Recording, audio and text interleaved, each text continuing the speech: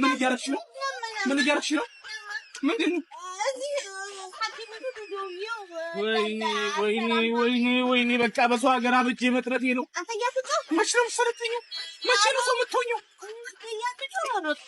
የት ደውለሽ ነው?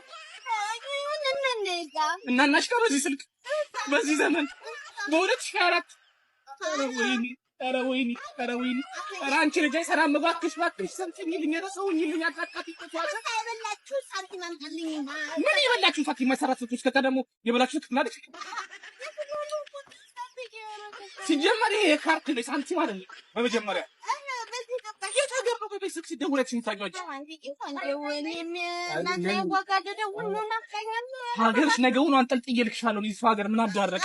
ኧረ አንቺ ጋር አልችለው